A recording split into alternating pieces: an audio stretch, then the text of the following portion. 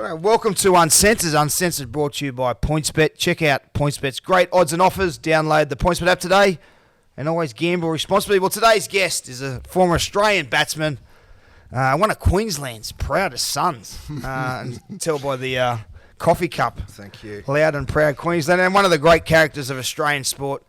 Greg Ritchie, thanks for joining me on Uncensored. Brett, it is a great pleasure.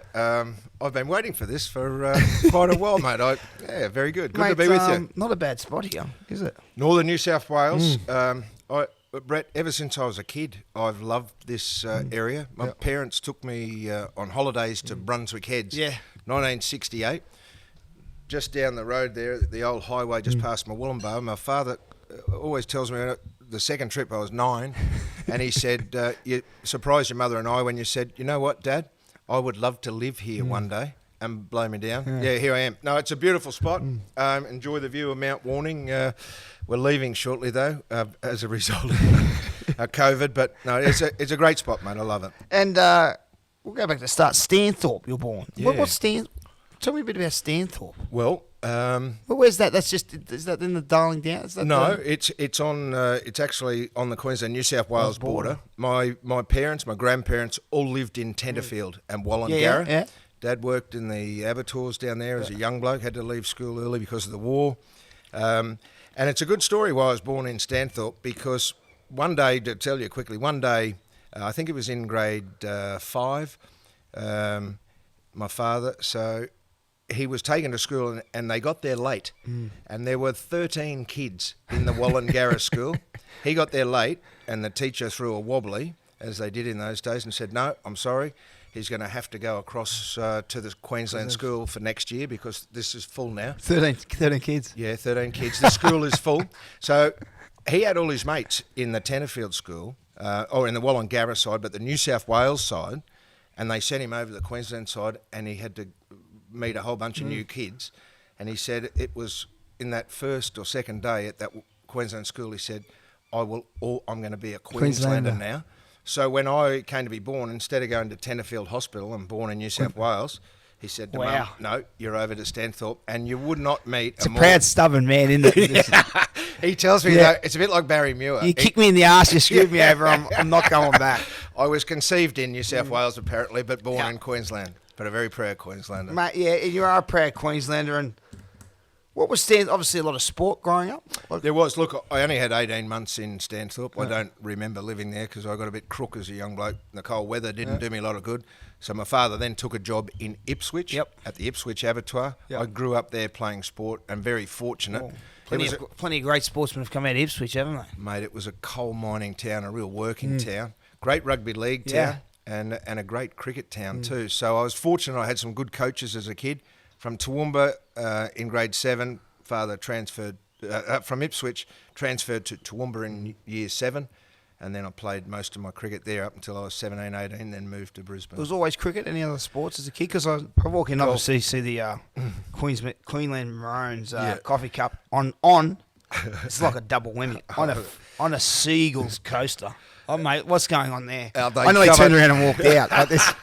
It's hard enough to swallow. The Queenslanders have done it again, let alone on a bloody Manly. I got to tell you, that's a Christmas present. Have been a mad Manly supporter since, I guess the age of 10 or 11. Fulton was a hero.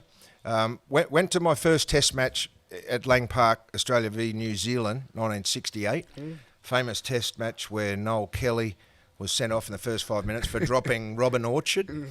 I was sitting on my father's shoulders for the national anthem, the start of the game, and it was all very emotional. Robin Orchard, stiff arms, John Gleeson, the 5'8", first, and the referee just went, sent him off. Kelly walked straight over as Robin Orchard was leaving the ground in front of the big Frank Burke stand and just went bang, whang, and didn't even look at the referee. He kept walking. I'm sitting on my dad's shoulders. He probably had a big night the night before. He just wanted an early shower. I promise you, I was sitting on my father's shoulders. I pulled his hair back. I looked down at him and I said, you know what, Dad? I'm going to play cricket. This is madness. This is madness. I love rugby league. Love Manly. Fulton, Graham Eady, one of my favourite ever players. Wombat. He's up around these parts, isn't he? He is. I see him a lot. He's at a little place called Billy Nudgel just down the road. I see him a lot. Wonderful man, wonderful bloke, and We shared a similar body shape, so that's why I think I enjoyed. Athletic. Yeah, athletic ability. Chiselled. Wasn't he a player? Yeah. And for Manly. And then Mal really was a big influence on me, I think, as a kid. Yep. He was a hard man. I just loved the way he played his ball skills and that Well, sort of thing. he come out and coached obviously Dad was coach of the lower grades there at Knights and football manager at Knights when they got Mal out in 95, I think. And I know a lot of the Knights credit him for his hardened approach. I think the first training session he took them to Broadmeadow races. He just said, start out at the 1600 boys out of the mile and start running laps. But he was, and really until I played with Adrian Morley. Yep. Moz, obviously I was a bit too young. I didn't see Malcolm Riley play, but Moz got a lot of comparisons to Malcolm Riley, and I seen the destruction and the path of terror he left in people's way, and they when he was mentioned with Mal, so I could only imagine how tough Mal was. Malcolm really was back then. No, that's where the Manly connection comes. I still drive from this house 3 times a year to Brookvale. I sit on the hill. I put my cap on, my glasses, so I can stay a little bit incognito. And I have a few beers and a few pies on that hill. Oh, mate. Well, mate, did the Broncos ever sway you when they come in '88? I was a corporate supporter of the Broncos. I've sorted all this out since, but when they got rid of Wally, I took my corporate membership from there down to the Seagulls in this region, and I followed Wally, who's a great mate. And I thought Bennett did the wrong thing by getting rid of Wally. He and I have sorted those differences out. But I love the Broncos. But I told them at that stage, Manly was always my favourite team. And, we got Titans just down the road now. So I love my rugby league. But cricket was the main thing. Golf was my first love. But I was better at cricket. Mate, you play 30 tests, which is a fantastic achievement. At what age coming through were you always above average, or was it always thinking, geez, if I put my head down here, I'm a chance of doing something pretty special with cricket? Or I was always probably a little bit above average. I was fortunate enough to be selected in Queensland schoolboy sides right from primary school, really, through, and then I got a terrific break through a bloke called John Bell, who coached Queensland for 1 or 2 seasons, but he was captain coach of a side called Winner Manly. I came down. He asked me if I'd come down and have a trial for him when I was 16. Still going to school in Toowoomba, and they picked me in the first grade side. So I played first grade 16, 17, 18. Picked in the Shield squad. So I guess grown men at 16 when you're still at school. Playing against grown men. Oh, yeah. At first grade, playing against Tomo and Chappell and all those guys down here. So it was, my second game in Brisbane Baptism grade cricket. Of fire, isn't it? It was no place for the faint-hearted. So I did well, but it was all I ever wanted to be when I got to 18 was when they picked me in that Shield squad and you got a taste of what first-class cricket was about, it was a lot of fun to walk out on the Gabba in 1980, first time alongside Chappell, Border, Tomo, and Carl Rackman and I, 2 young blokes, something you'll never forget. You know what it's like, mate. First time you play, it's awesome. Well, mate, you make over 10,000 first-class career runs, which is not a bad effort. 2000, you were named one of 7 greatest Sheffield Shield run scorers in Queensland's history, and I think anything to do with Queensland and sport, especially cricket and rugby league, that's a pretty special honour. It was a wonderful honour. Only regret playing for Queensland that I never played in. I got to play in that first ever Sheffield Shield winning side. But I mean, it was just an incredible. I think you look back on your own career, you look at who you played with and who you played against, and played in a terrific era. As I mentioned, played test matches with Lilly, Marsh and Chappell. They were heroes as a kid, so that was special.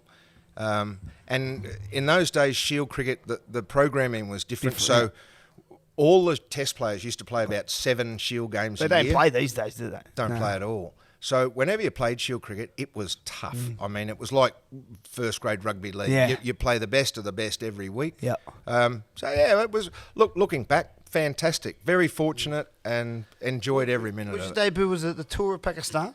82. And you replaced Greg Chappell. Yeah. It's not a bad man to replace. Lucky. I mean, how old were you then? 22. So you're a bub.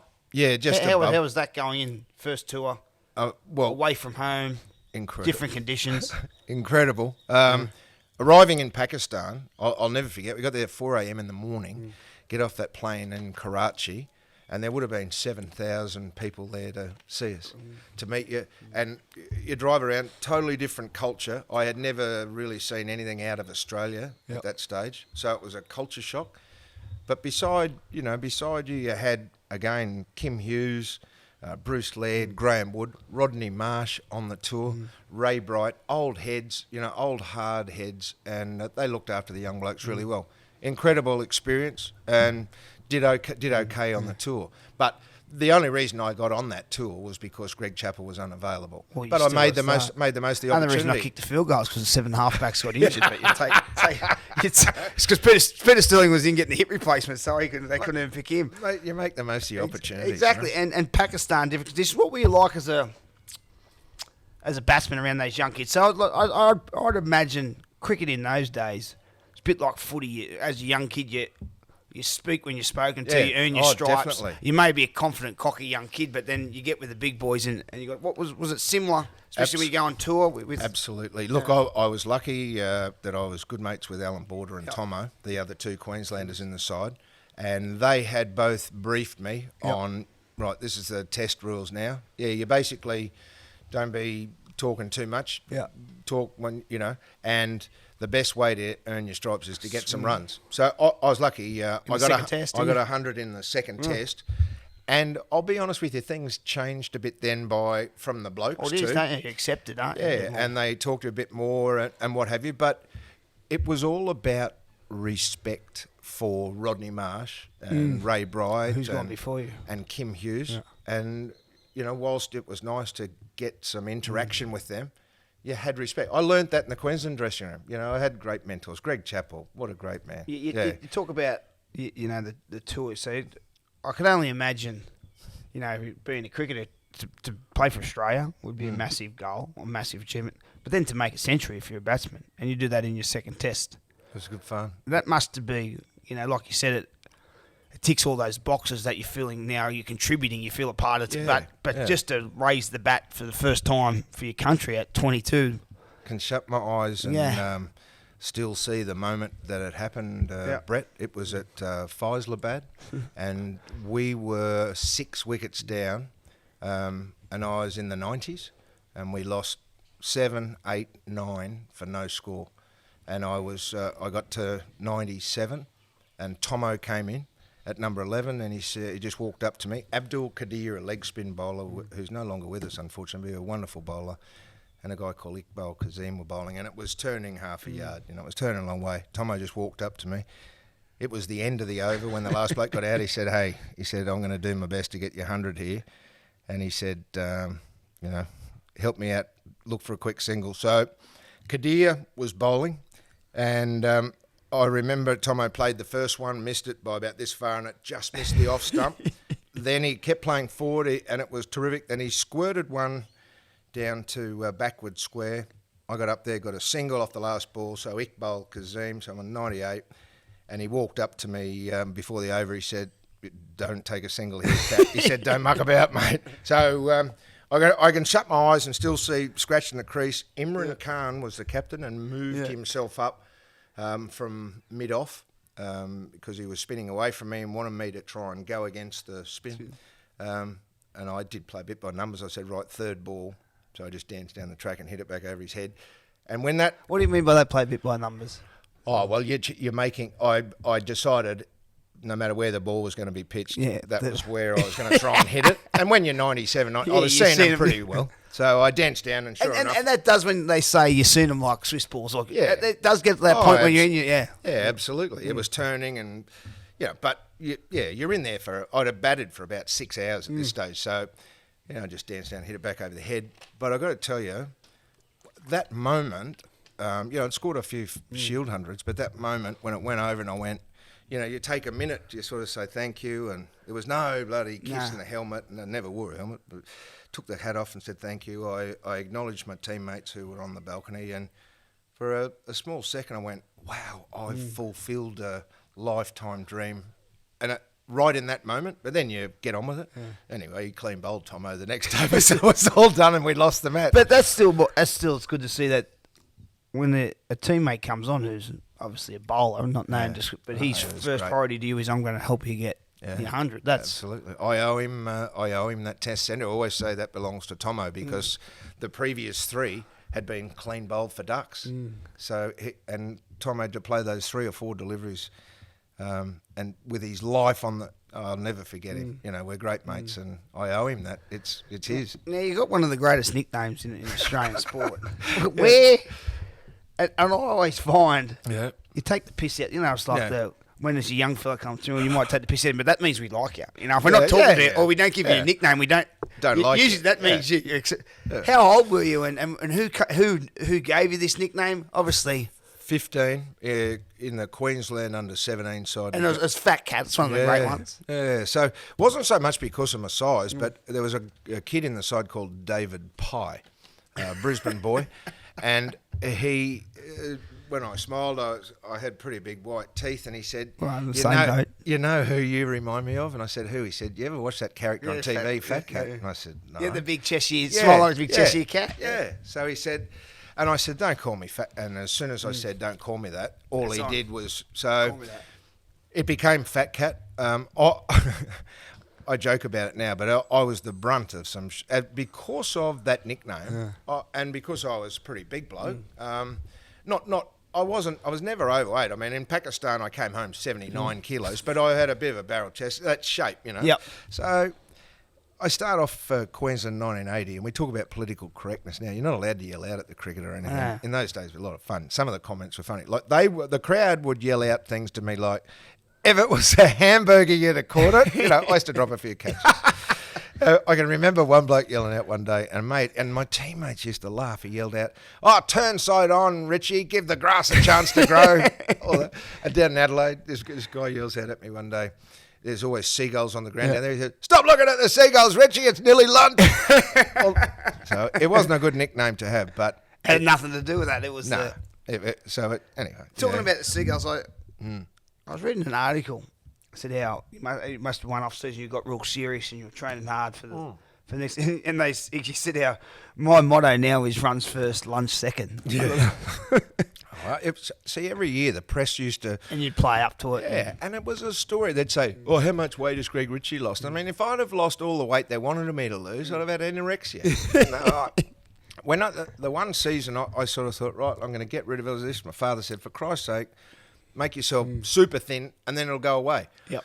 I did. I couldn't make a run. I had my worst season of all time because I was so focused on running and what I'm eating. It just didn't feel like me. Just didn't.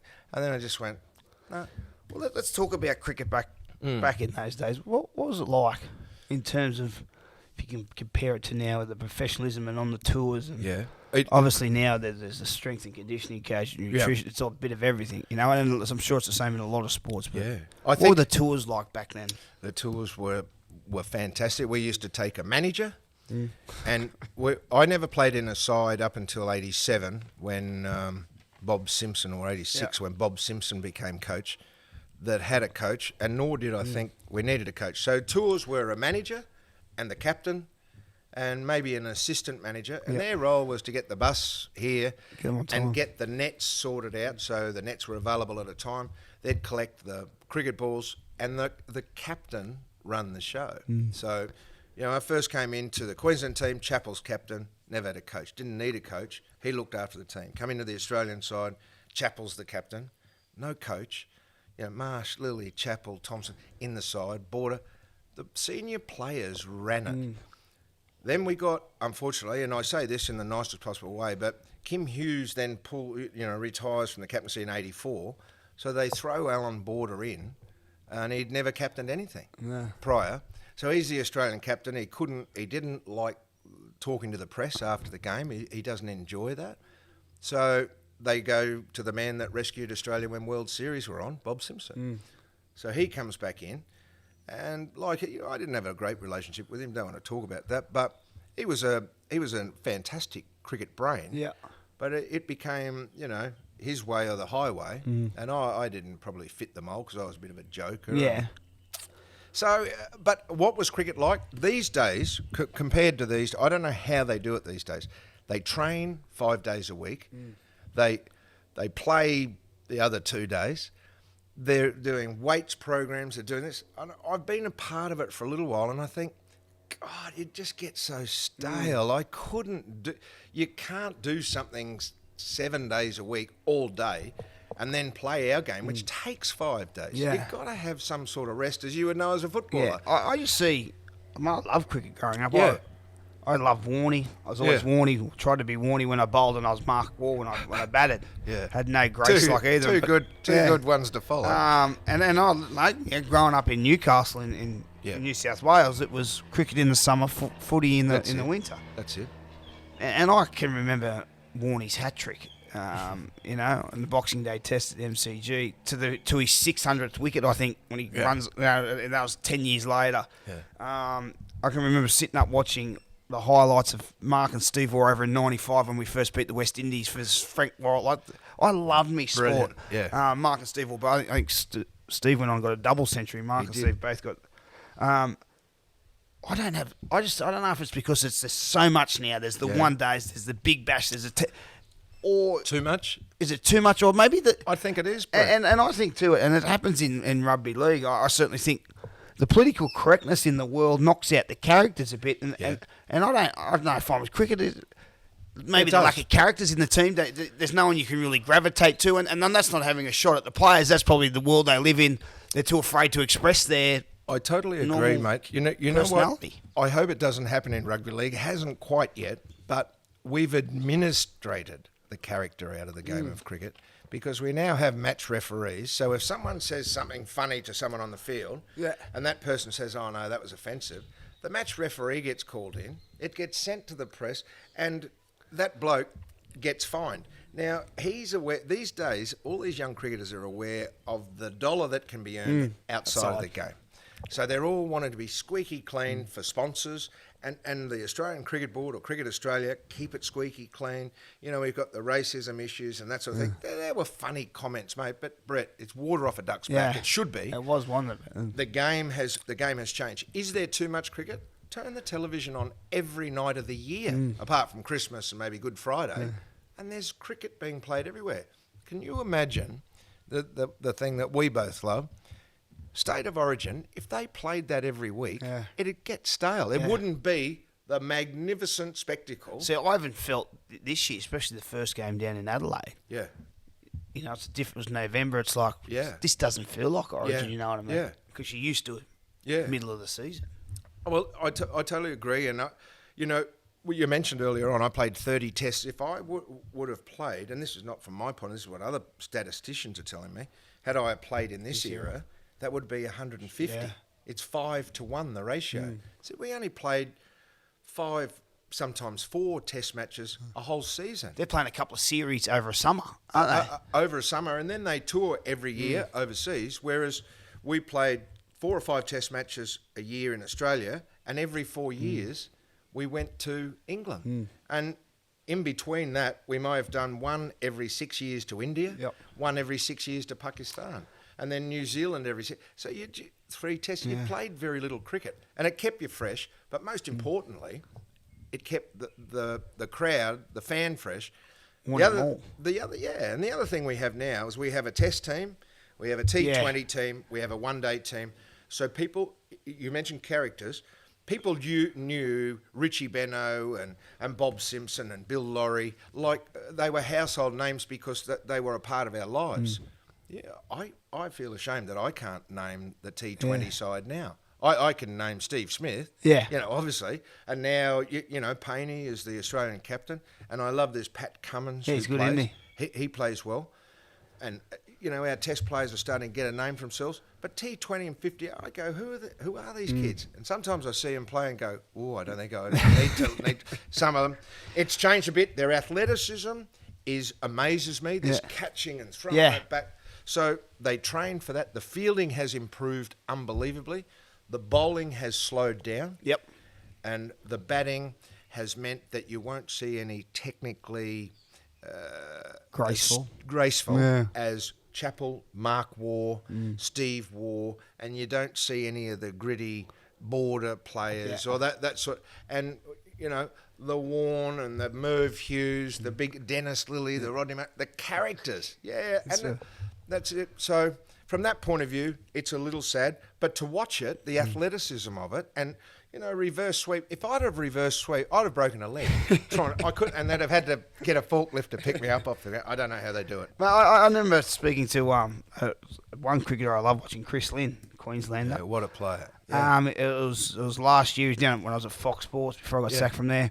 And Linny was there and we were talking. I said, what's he had a couple of mutual friends, Chris Walker and a couple of Queenslanders up, and Mick Cochran and the boys. And I said, what's happening? You know, nice to meet you, Linny. Just talking sport and footy and cricket. I said, well, mate, what are you off to now? He goes, mate, tomorrow I'm leaving to go to Canada to play. Like, I just went, Canada? I didn't even...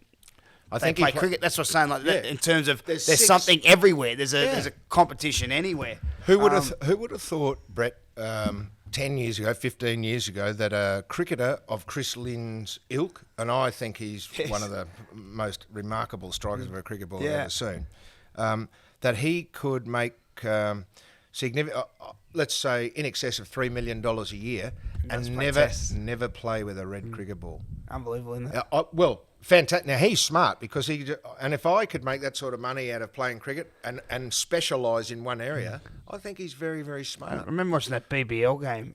He put it on the roof, I think, at the Gabba, and he gives the old look back down to the bowler and give him a wink. Yeah. Man, he's got that sort of character. It's funny how you talk about with the match committee or whatever they are, and the referee, and you get fined or whatever. Yeah. You get fined for calling like a fucking dickhead, but you can then go back off 20 metres and bowl a cricket ball at his head at 150 k's an hour. What do you think's worse? What do you think's going to hurt him worse? You know what I mean? Like it's absolutely sticks and stones. Yeah, exactly. I mean, Jesus, you know, like I'm with you. I mean, there wasn't as much sledging as people wanted to make out there was, but there were some funny things said. I mean, I had a bloke say to me in the opposition, you know, to one of the other players, "Oh, put a Kit Kat packer down the pitch, that'll make him leave the crease," you know, and all this sort of thing. And but you never. I mean, we played against the West Indies in some of the hardest cricket I've ever played in my life. And so, you know, just four blokes bowling 160 kilometres an hour, no bouncer rule,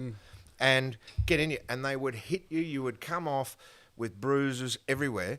And I can remember getting hit by Joel Garner in the ribs in Trinidad, and I broke two of my ribs, and I knew it had broken straight away. And he just looked down and laughed. He goes, "Oh, the fucker, that hurt. I bet you that hurt." I said, "Yeah, you did, you big sausage, you know." Or was that? And he just laughed. Yeah.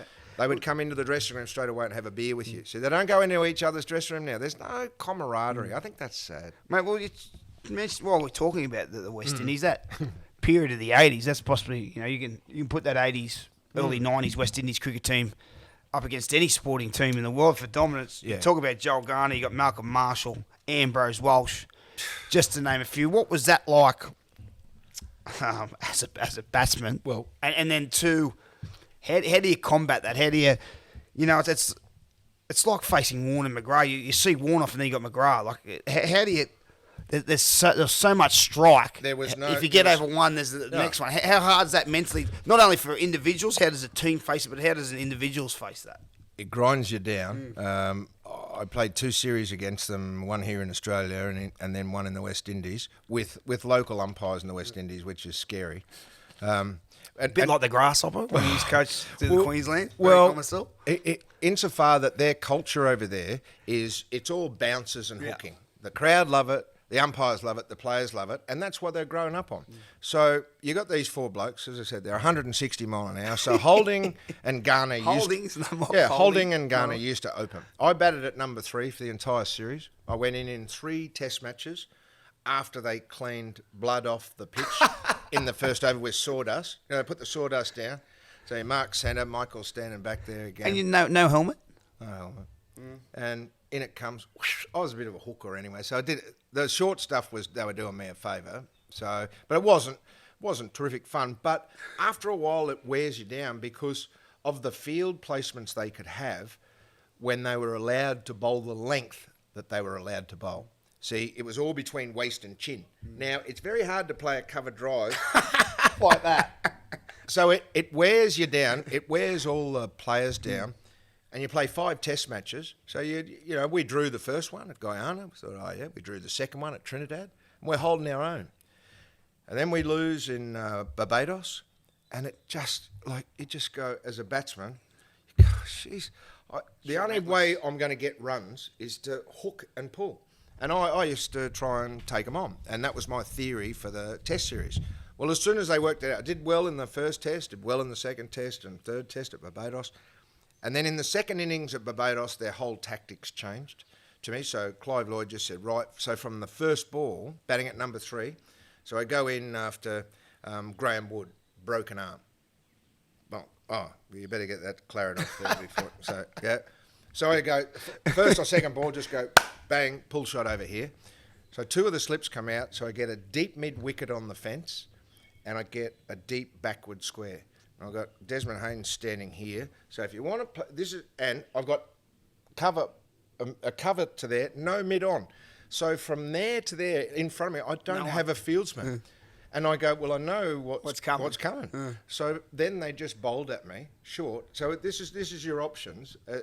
You can either duck, or you can stand and play, which brings this bloke play, or play it up here, which brings these 3 here. Or what was natural to me was to hook it.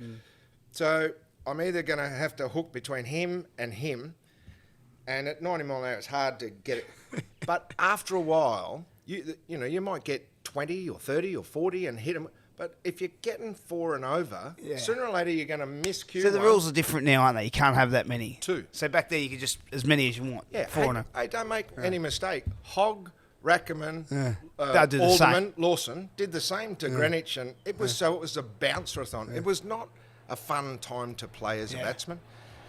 It was bloody difficult, but it was hard cricket. Well, but they changed the rules, probably quite rightly so. And on the other side of the coin there for the West Indies, someone like Viv Richards, one of the greatest of all time. What was it like coming up against him? I look at him, and I'd like for my era, like when I played with Freddie or when I played against Joey, just the swagger and aura those blokes had. Or even older in my career, when I was at the end of my career in Melbourne, I played with Smithy or Billy or GI, just knowing, well, we're a chance today because he's getting ready. That's right. They had that effect. Viv Richards. He looked cool out there, didn't he? Like what was it like coming up against him? Viv? He did have that swagger, but I used to sometimes think that he didn't really look in the mood some days. 95% of the time he did, but some days, and he might be unhappy with the pitch, and he'd have so you'd think, we've got a chance, he'd nick one, get out.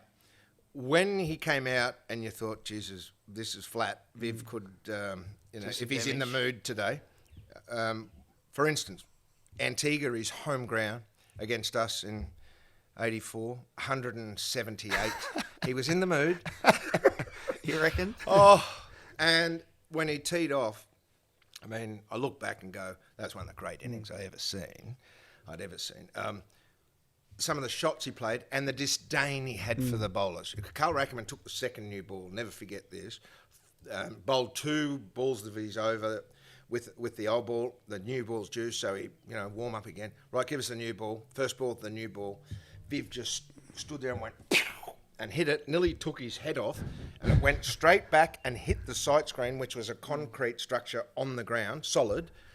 Hit that on the full and nearly came back to Cole's bowling mark and took him to about 112 at the time, and I thought, oh. He was wonderful. Hit the ball as hard as anyone. One of the great players. He and Chappell, it's hard to separate them. Well, did Viv Richards bat down the order a little bit, 4th or 5th? When I played, because third, was third always your best batsman at the first drop? Yeah, number 3. I think he batted at number 3, although he may have come in at number 4. Richie Richardson might have been promoted. Yeah. Him at 3, say Richie Richardson at 3, Viv at 4. Then you had Gus Logie at 5. Then you had Clive Lloyd at 6. Then you had Jeff Dujon at... Yeah, gee. It just keeps coming. Oh, they did. That was why they dominated. Yeah, it was pretty awesome to watch them play.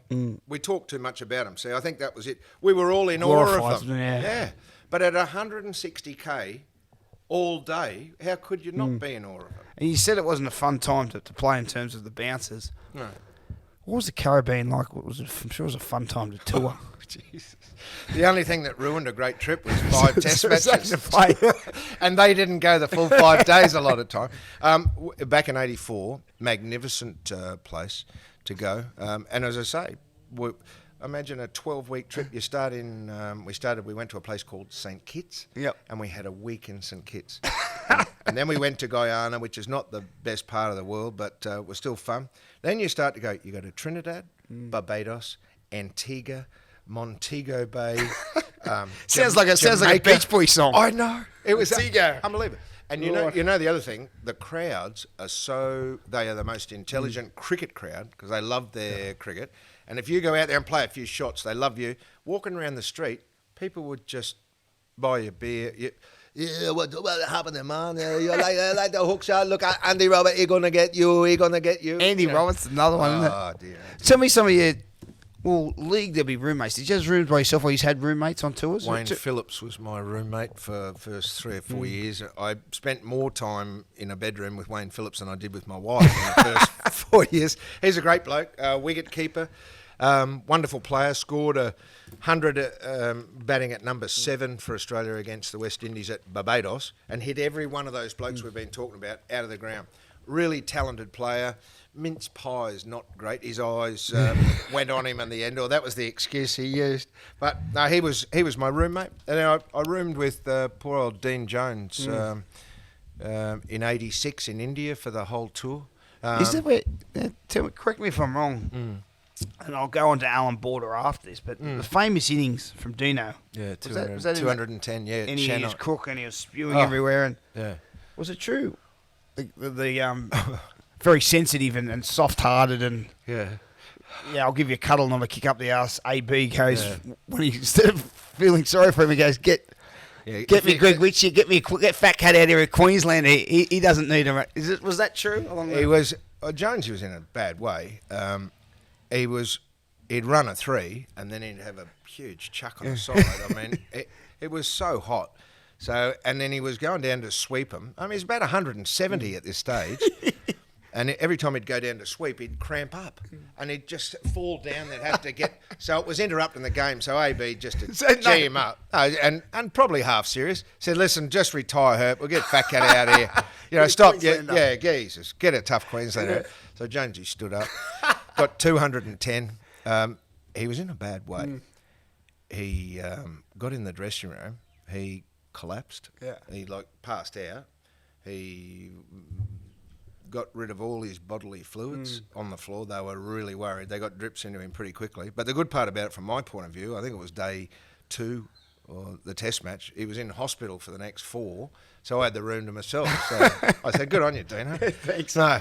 Well, and just on obviously his passing is very sad. Where was that for the cricket community? Was it? Yeah, sad. Did it come as a shock for everyone? Because it certainly did, I think, for anyone else in sport. He was... he was revered as a one-day player, Dino, because he was a bit innovative. I mean, I thought he was mad because of what he used to try and do against holding. But he'd charge blokes, he'd bat outside his crease, and he'd take, dance down the wicket. Yeah, I remember the first time, one of the wonderful. early days I remember of Dino. Yeah. It was at the MCG, I think, and Curtly Ambrose had the white sweatbands on. And he made Curtly Ambrose take the sweat because it's like, and I don't even know if that affected you. Might tell me, but then I think he top edged him over the keeper for 4 and got another one away, and the next one he got out. Really stirred him up, which is that's what I mean. He's not that sensible, Jonesy. He was good. I'm telling this yarn about Jonesy at the moment, and if he's looking down, he'd be laughing. But he had a bit of difficulties once in a golf tournament, adding up the score at the right at the end. So he might have been 2 or 3 out. So I heard of his passing, and I rang Chappell and I said I was driving back from a game of rugby league in Sydney when this happened, and we heard about it, and I rang Chappell and I said, "Geez, it's sad, Dino. Have you heard about him?" He said, "Yeah." He said, "Mate, 59." I said, "Yeah, too sad." I said, "But apparently the last thing he said to Brett Lee as they were putting him in the ambulance is, 'Can you put me down for 57?' Put me down for 57. He was good. He was a good golfer, Jones. He loved life. We had a lot of good times, and he was a bloody good crack. Nice tribute to him at this Test match. Mate, you talk about, there's some blokes who are great to tour with in terms of their great players, but then there's some just great teammates who are tourists. Like I was one of them. I'm saying yes to anyone who wants to have a drink. I'm going anywhere. I don't care where. Who would, and I think you would fit into that mold. One of the great. Who are some great blokes to tour in terms of, and you know what? I'm probably one of those blokes who wear on people after a while. I get quite annoying. It's like, mate, me too. Why is this bloke full of energy? So, when blokes have had enough, I'm still up and at them. Tell me some blokes who are like that, great to tour with, always up for a laugh or a drink. See, I'll probably talk about the older era because I came in very young, but Greg Chappell's a very good tourist. And he and I enjoyed the same thing. We enjoyed a beer. And he didn't like have 200, but he'd have 170.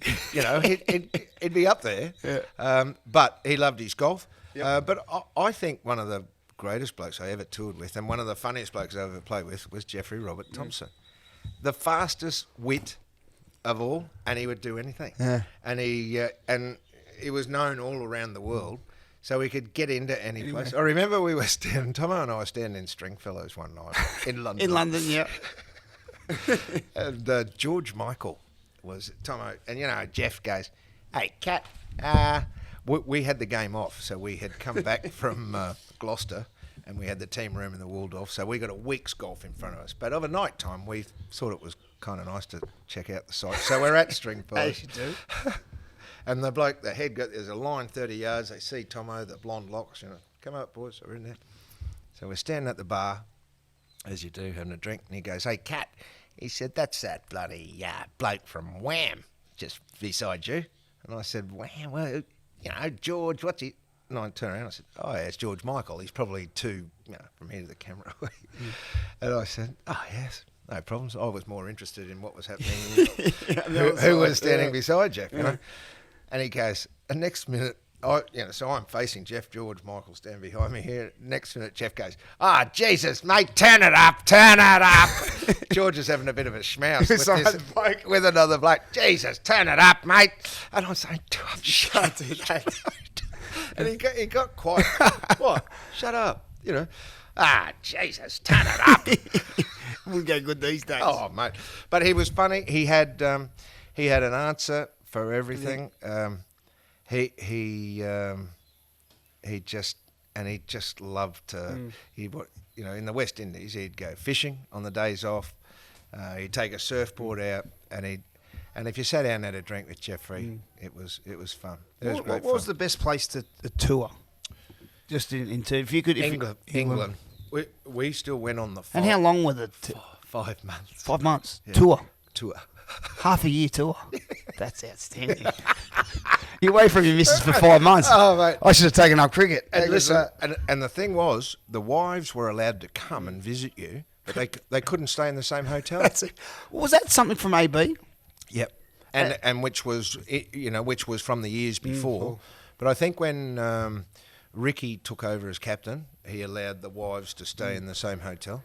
I'll get on to AB. Obviously, he had the nickname Captain Cranky and that you see from the outside. Yeah. What was he like as captain? But again, I want to dive more into, because it's obviously different with league, how your captain's virtually the coach. Yep. And I remember reading or listening to stories about Warney. Yeah. When John Buchanan was there and all these army camps. And And one of the great stories about Warney is they're taking all things out of your bag, like your phones and... you can't take this, you can't take that. And Warney doesn't want to go on an army camp because he go, "Mate, let me bowl in the nets. We don't need army camps." Yeah. And the army blokes went to take his cigarettes, and he said, "If cigarettes go, so does the king." Yeah. When he goes, I'm not coming. I'm not coming, yeah. See, for league, I totally agree with you. The senior players set the culture, but for league, obviously, you've got a coach who's the top of the tree. How does that work in terms of your captain's a selector? How does that go if... Well, I don't think that should be the case in a cricket team. No. I don't think the coach should be a selector. No, the coach should be or shouldn't be? Shouldn't be. No. Captain should be? On tour, probably, because you can't have 3 selectors going away on tour. So the captain, the vice captain, and they get on the phone with the selectors and they pick a side. But the coach can't be a selector because, if I'm in England and I'm got none in the first test and none in the second test and I'm struggling, am I going to go to the coach and say, listen, I'm doing something badly wrong here, come and have a look at me? 3 days before they're selecting the third test side, you're not going to do it, are you? Because you know that's going to cost you your spot. And and when we played, you only got paid if you played. If you played in the test match. If you didn't, it wasn't. No. So who would you go to then? If you're down on confidence, would you go to the captain? I'd go to someone I trusted. I'd go to Tomo was the first bloke I'd go to, and he was a bowler because he'd just say, your foot, you're not quite getting to the ball. See, all blokes who play cricket at the top level have an eye for what's going on. And it's the same with, if Carl Rackerman, a great mate of mine, if it wasn't coming out right for me, he used to a lot of times come and say, Fakat, have a look at this closely, what's going on, just have a look at where my wrist is. Because I'm standing at first slip, and he would say, what do you think? I'd say, this arm, your left arm just needs to get in here a little bit, because you grew up watching him, and you talk to him about, he knows when it's really working well, what position he's in. So he would just say, have a look at me, and just say, 9 times out of 10, he'd bowl 2 balls and give you the, thanks. And it just went. 9 times out of 10, Tom would come and throw you a few balls and just say, your foot's, and it's so minuscule in cricket, like your foot you're taking a half step instead of taking a big step, which shifts your head over the ball, and all of a sudden the timing goes, and it takes 5 deliveries. And just say, thanks, mate. You don't have to stand in the nets for 2 hours having 300 balls thrown at you. A lot of blokes do it because you know why? You get a coach who says, I want everyone to have a good work ethic. That's bull dust. Ian Chappell gave me the best advice on the tour in 1984. And I was having, Simo destroyed my bloody catching because he would try and make you drop him. And I was a confidence guy, in practice. And I said, I don't want to be... Just let me get some in there. Yeah, let me feel it in the hands, like kicking goals. Exactly. You want to see him go over. That's right. So Ian Chappell said to me, why would you be standing there having catches for half an hour? He said, and Chappell was a great slipper. He said, I used to have 6 or 8. If I'd caught a few, I'd have 6 or 8. And he said, if they were going in well, he said, I'd say that's enough. If they weren't, I'd sort of think, until they started going in well, and that's enough. He said, if I catch them for 2 hours, you give yourself sore hands, and sooner or later, you're going to drop one. Yeah. So you're back to square one. You don't want to finish on a drop, so you go right over and go. Yeah. And it's the same with batting. Look, I was big on practicing technique, like tennis players did. I would do 15 cover drives, 15 straight drives, 15 pulls in my net session with my batting coach, right? Yeah. That would take me an hour in the nets once or twice a week. If I was hitting them well, that's enough. Yeah. Take it into the game, done. Why do you have to be seen to be practicing? The big thing in sport that annoys me these days, particularly with commentators, they say, he's such a hard worker. And do you ever hear him say, shit, he doesn't work hard at all? But what is a hard worker? A hard worker is someone who gets in there, feels you it don't right. need to hit 1,000 balls to be... You don't, mate. You don't. It's like... Work hard on your tech, watching... For league, you could be watching video or doing some other sort of... How many times, you mentioned him a couple of times, and I admire him as a player too, and probably one of the best footballers I've ever seen, Cam Smith. Do you reckon now in Cam Smith's career, or even in the middle of it, when he stood there for hours, picking up the ball from dummy half and throwing it into the... He would do it 6 times until it was right, and then move into... So he was fresh. Yeah. It's... And the other thing is... There's nothing wrong with having natural ability. Yeah. People say, a lot of natural ability, but doesn't use the most of it. You know who says that? People who don't have it. That's it. That's it. Finch. Yeah, people who don't have it. That's it. Yeah. Now let's talk about Alan Border, because he didn't have a lot of it. So he wanted you to be a hard worker and wonderful player. Don't get me wrong. But AB had to work really hard, and it wasn't a natural player. Mark Waugh... I've spoken to Mark about it, and a little bit the same. Well, I think Mark Waugh, before you go on this story, I think his high score, because he was my favourite batsman. Wonderful and he'd player. get 100, but I think his high score was 150 or 140 something. Get bored, had enough. Well, mate, I remember he got called out. He tried to reverse sweep at top. It's like a leg slip or something. Yeah. And someone else said, "When was why'd you do that? When's the first? Was when you've been practicing, I said, that's the first time I've ever done a reverse sweep. You said, you've done a reverse sweep, you've just made 100. And that's the first time you do it now. Because you start to, and I've had this conversation, you do start to do you get bored out there once you... You do, not bored, but you think, I'll bet you I'm going to try and do... I did it in a test match in India, and did I cop a serve in Adelaide against India? I was 130. From AB? Yeah, shocking. 128 or 130. So Kapil Dev came on, and I mean, one of those days you've seen it pretty good.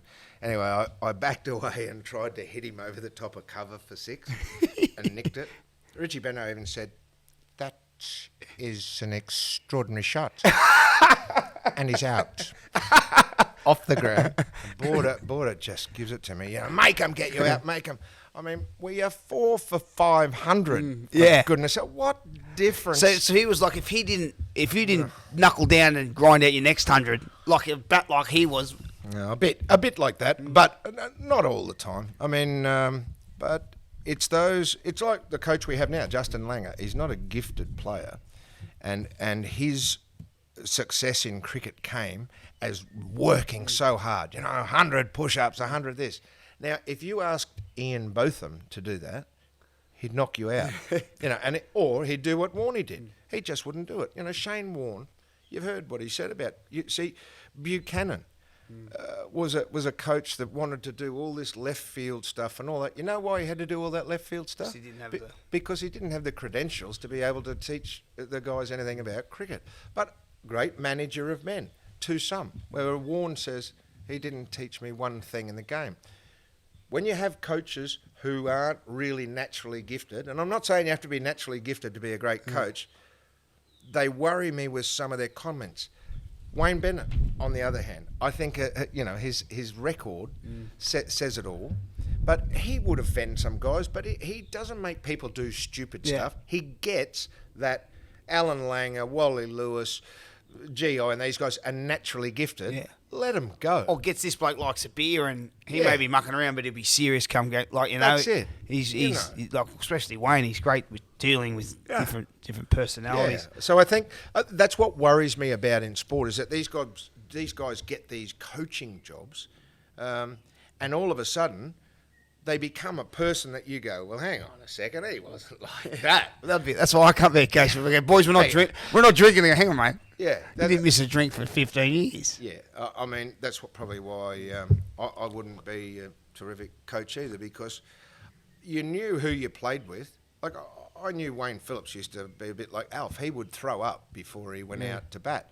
Where I'd be sitting there having a Benson and Hedges, who were the major sponsor of cricket when I played, and I'm just looking after the sponsors. I'm still loyal to them today. I just want to say that, but looking after the sponsors. Yeah, blokes have different things. My thing was I used to talk a lot. I knew it was nerves, particularly when I'm next in. I didn't say a lot. I would talk a lot and be telling stories and laughing. Well, Simpson used to say, "For Christ's sake, concentrate." I'd say, I'm not in yet. Yeah. When I walk those paces out there, don't worry, I'll be concentrating. Michael Holding's at the other end. Do you think I'm not concentrating? Well, you talk about Warney there. Yeah. As a kid growing up, it was must-see television. What, from a former Australian player, was he that good? Never saw any. I did a lot of commentary when he was first playing. He did a wonderful thing one day. We were both working for Optus together. And I was getting ready for that game trying to get ready for that game where Fatty took that unbelievable catch. Up at the Gabba. Yeah, and I said to Warney, I really should go and have a hit. He said, I'll come and have a bolt here. And I said, you know what, Shane, that'd be a great honour for me. I said, and he said, no. So he came out and bowled, and I used to think I had played against the best ever leg spinner that we'd seen.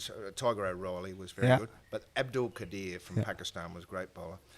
And the reason I thought Qadir was so good because of his accuracy. He never bowled you a full toss or a loose one to smash, So I had a bat for 20 minutes in the nets against Warne, and it was mind-boggling. Yeah. I mean, how accurate he was. I mean, he's in a pair of runners, and, we both come out of a commentary box, so he's not playing, full tilt.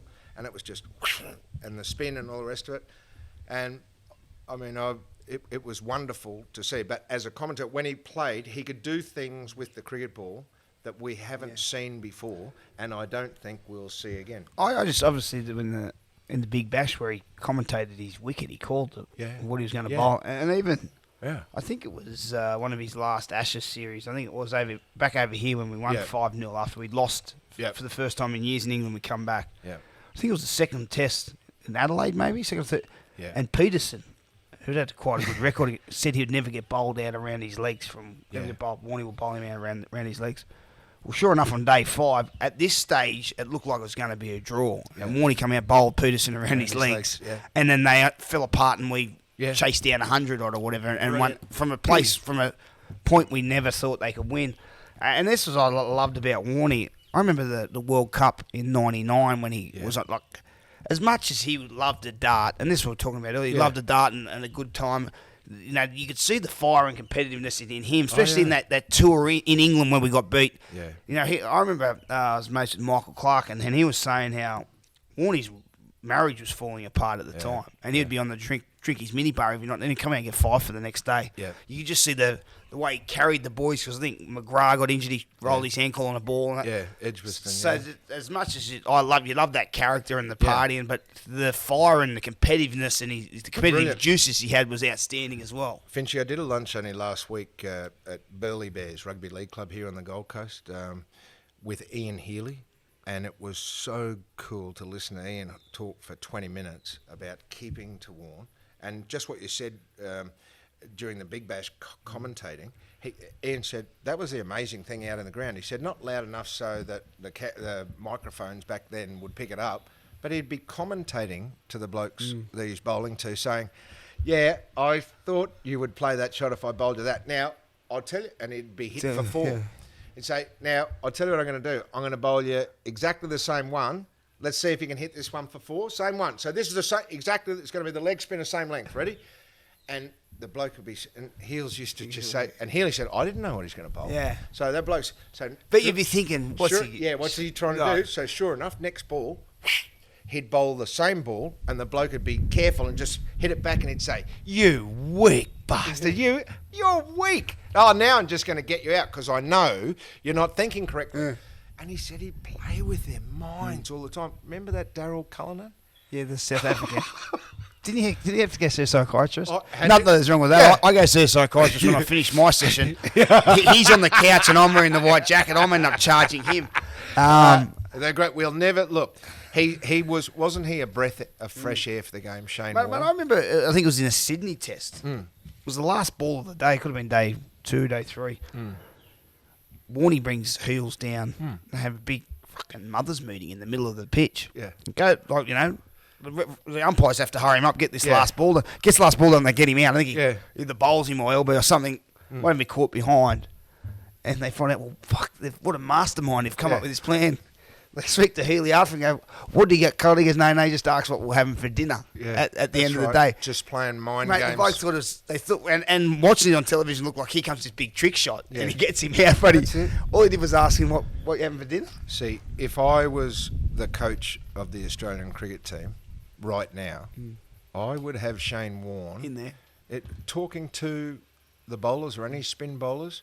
I would have, and maybe they do. I thought his attitude was just, it was a winner, you know what I mean? And I think that's unbelievable. I think that works in any sports or, you know, or any, like you said, he was telling the bloke, whether he got hit for 4, he believed he was going to get him out. And brilliant. He is one of the greatest, the greatest spinner I've ever seen, and one of our greatest ever bowlers. Yeah, and I think a great fella too. Yeah, it'd be good fun to have a drink with.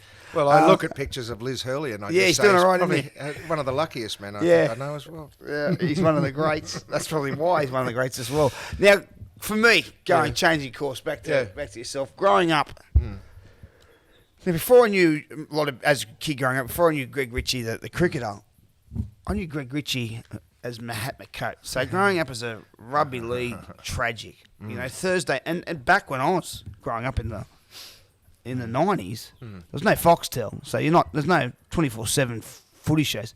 The only footy you're getting, or in terms of TV shows, the Thursday night footy show. Yeah. So you get 1 hour a week. That was great. And I'm a Newcastle footy nerd, so I'm sitting up and I can't.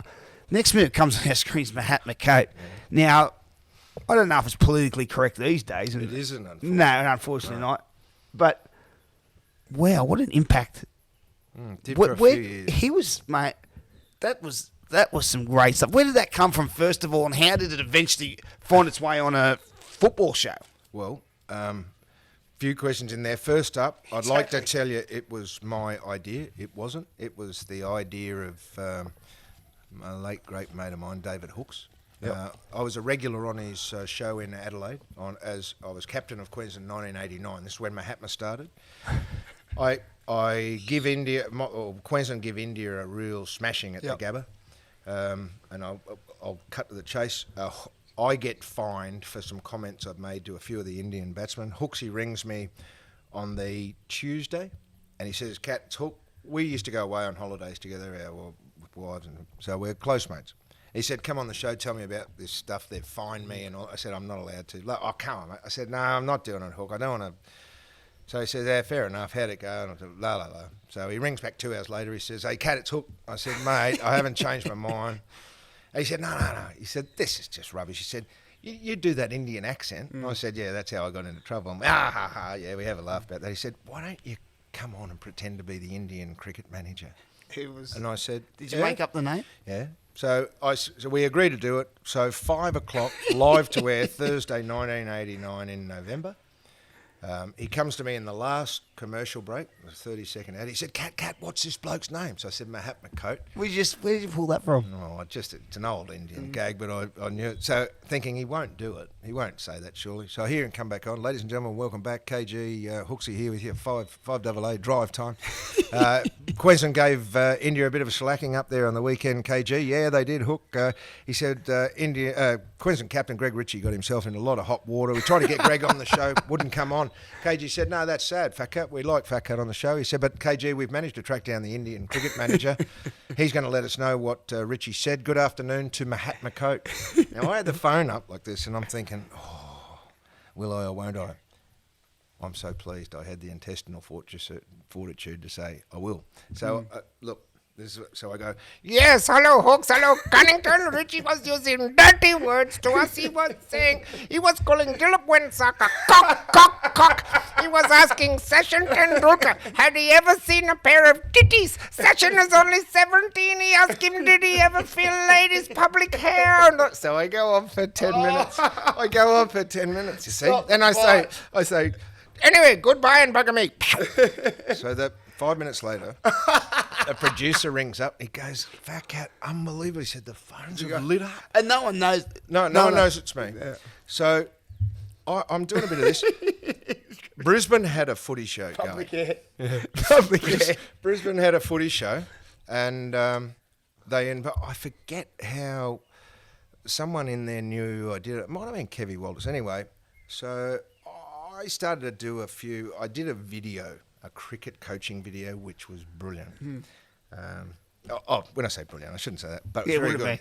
But Channel 9 wouldn't let us use it because I didn't have a beard on him, and it was too easy to recognise it was me. So I was doing.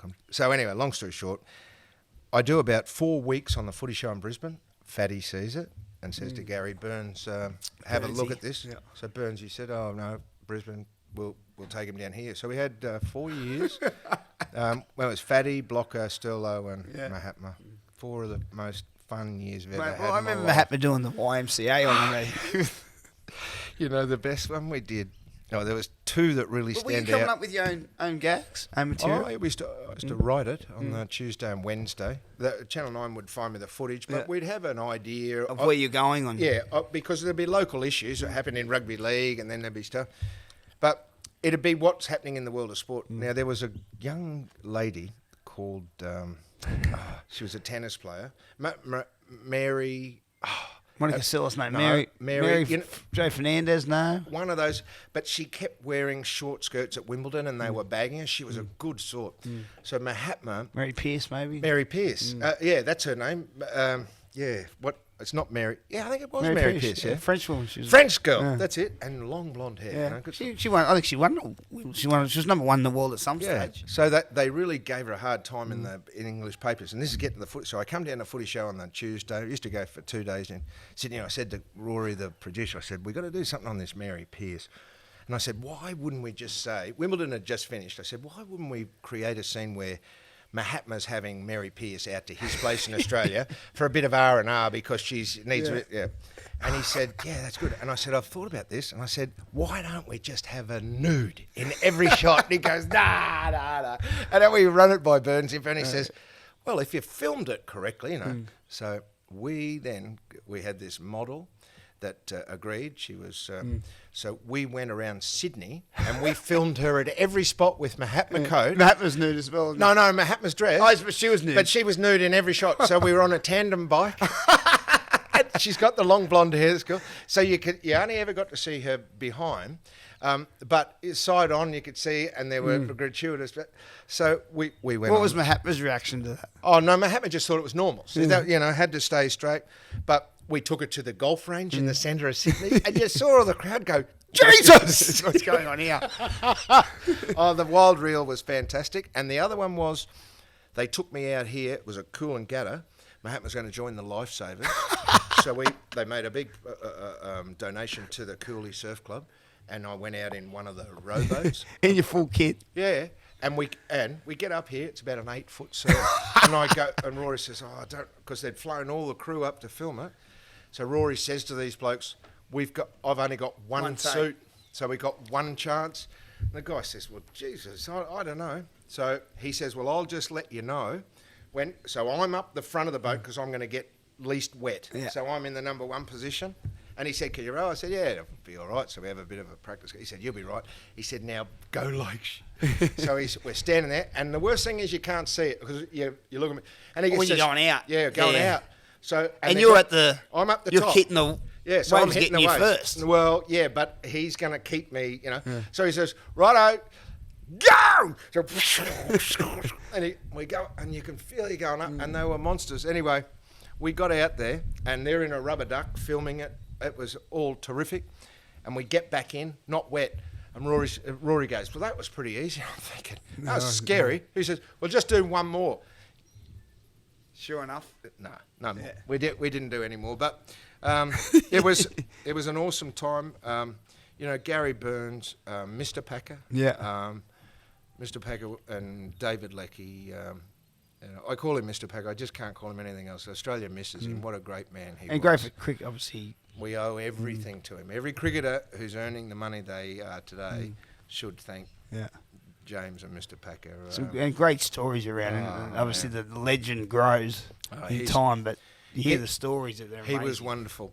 Finchy, can I tell you this one story? Mahatma coat. This is true. I'm the main act at the Rugby League Grand Final breakfast at the hotel down on the rocks. And I used to stay at the Siebel Townhouse in the Cross, great. They looked after me so well. So they briefed me and say, right, you've got to be up. They had the makeup girls come to the hotel in the morning. They said, we want the best makeup, because they're filming it. Yeah. They said, you've got to be ready to go at 6 a.m. And I said, yeah, no problem. So I'm up at 5, showered, dressed. Makeup girls come in, they're putting me on. They put my beard on straight and got my turban and all the rest of it. So we say to John, who I knew the stuff, I'd stay there for 3 years. I said to this guy at the front, John, I'll get us a cab, mate, for 10 minutes, eh? Righto, mate. So full regalia, Mahatma, so I walk out. It's bloody, 7 o'clock in the morning. So I walk down.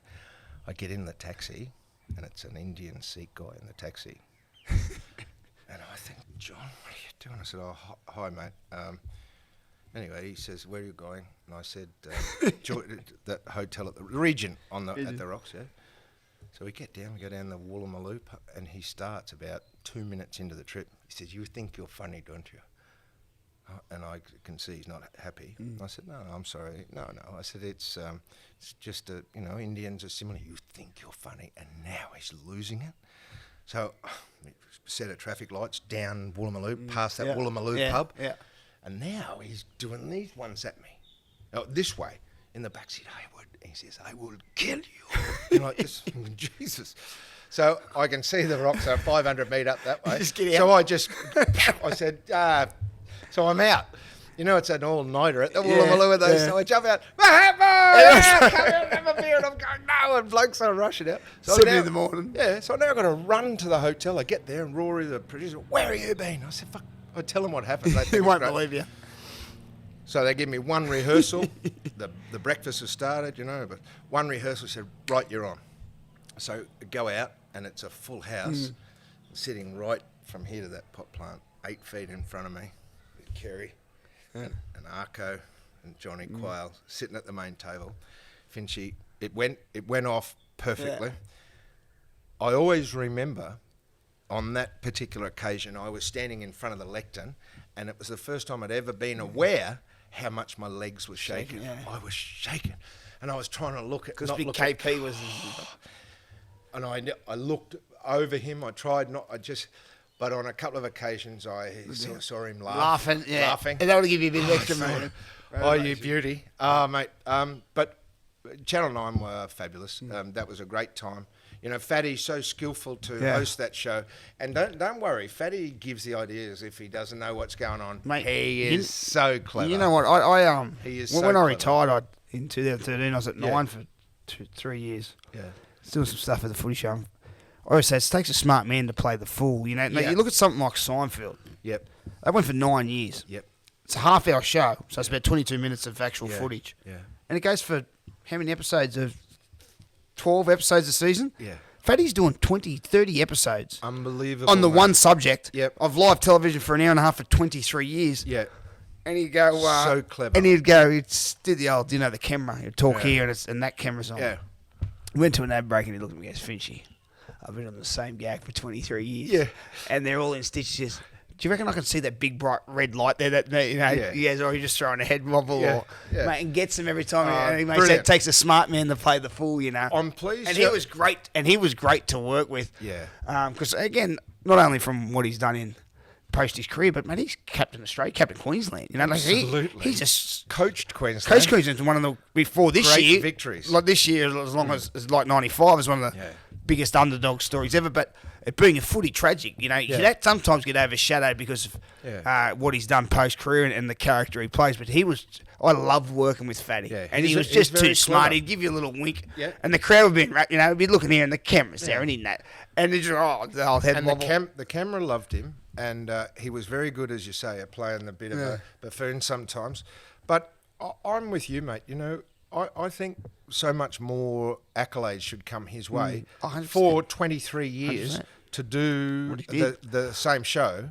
Brilliant, but he create like the I think that they've got, say, Fox Sports now. They got the 24-hour channel. He was the first pioneer of absolutely that rule. Rugby league on television, and you see, every man and his dog's got a job now because there's a lot of journalists, but he was really him and Sterlo and those blokes. Yeah, obviously Mahat was in the first era. They were the first years. Ones that really brought that sort of football TV show to life. But I had great memories of Mahatma. Mate, what else are you doing these days? I see obviously the famous shirt there, the St Andrews. You do love your golf. You love having a hit. I do. This is a 15-year-old, but I could never wear it. I've just lost 40 kilos. That's been a great effort. It is, mate. I got. How did you do that? Did you have a beer? Still have a beer, or just mainly food? No, I been tough, I didn't have a beer for 2 years. Really good effort. And I walk 5 days a week for about an hour. I reckon mowing this back lawn in Force would be pretty good. Look at the size. I sit on the rider to do that. Finch, I'd love to tell you I push it, but I don't. These days, look, I have a relationship with the company that saved my life, Life Shape Clinic. They gave me an opportunity to invest in it after. So I do a lot of promotional work. I still do a lot of speaking. Non-COVID. Pardon me. I do about 80 speaking engagements a year. I have a beautiful wife and a lovely little girl. She plays golf as well. She's not bad. She's. Can you just run me through at the back here about the story about the well, because I turn up here to do the podcast or I speak to you a couple of days ago. And I turn up at this date, this time, I turn up here and the doors, the fire screen door's locked, but the door's open. And I'm, hey, Greg, it's Finchy. Anyone there? Ring. He said, man, I'm coming. I'm just at the duck down the shop. You come back, and you carried in this big TV. Can you? Well, it was a bet you probably.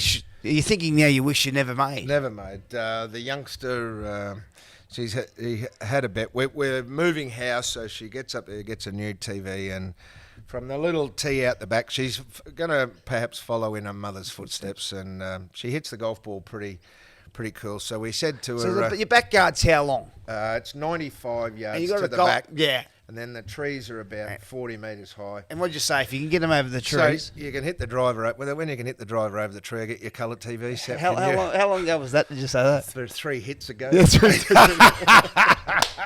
let's just see you come in with the big TV. Yeah. Oh, no. She's lovely. Look... But the whole family love golf, which is that's great, something to do with. Mum and Dad, my father got down to 2. Mum played off 7, I think. My sister got down to 9, and I played, and then played cricket. My wife, Rachel Hetherington, won 11 times around the world, 8 times on the LPGA. How does that go? Because I don't like getting beaten by my wife. I don't like getting beaten by my wife at anything, arguments included. How does that go when you love golf like you do? I'd refuse to play. If I can. You know what? We're talking about Warnie, the mind games. We'd play, particularly when we were living together in America, and I'd be going okay. And I was playing off 1, so I was playing 5 days a week, and I'd be 3 in front with 4 holes to go, you know, and I'd say, so you're going to have to go from here, dear.